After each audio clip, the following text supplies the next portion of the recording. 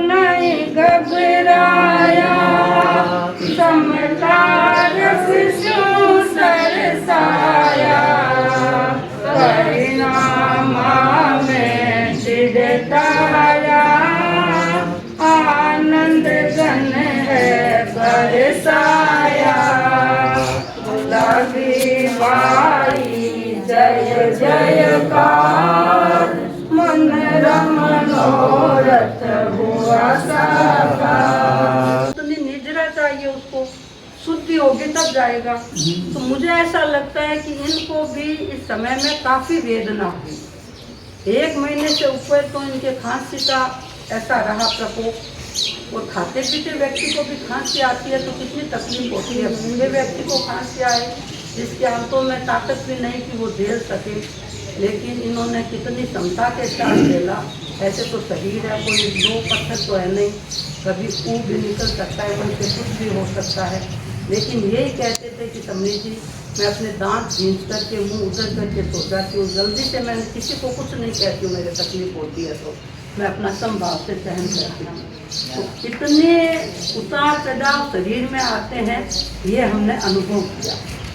और कल 2 दिन पहले जब कहा था, हमें ऐसा लगता था कि शायद होली पार करेंगे, और रसोल के लोग कहते थे कि होली पार नहीं करेंगे, ये तो हमारे यहाँ का आगे का रिकॉर्ड भी पार करेंगे। तो हम भी थोड़े हिल गए थे। तो हमने सोचा आप कितने समय तक यहाँ रुकेंगे, तो आचार्य वर्ग का। लेकिन मैं तो ये मानती हूँ गुरु महान होते हैं, क्योंकि बुद्धदेव का हमें एक भाई सुनो, बुद्धदेव का एक आया था संदेश कि 18 तारीख से 28 तारीख तक हमने मधुर प्रज्ञा को वहीं रहना है। तो हमारा मन निश्चिंत हो गया कि 28 तक तो हमें कहीं जाना ही नहीं है। यदि 28 का नहीं आता तो शायद हो सकता है हम पहले निकल जाते, लेकिन गुरुदेव तो दूर दृष्टा होती है, तो उनके निर्देश से।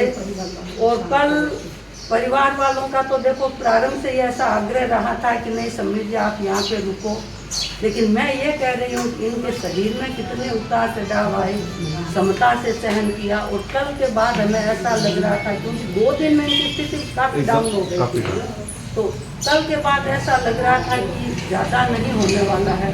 कल शाम को परिवार वालों ने कहा, तो मैंने कहा नहीं ऐसा लगता है छक्का तो शायद लगाएंगे, लेकिन ये तो शरीर की स्थिति है।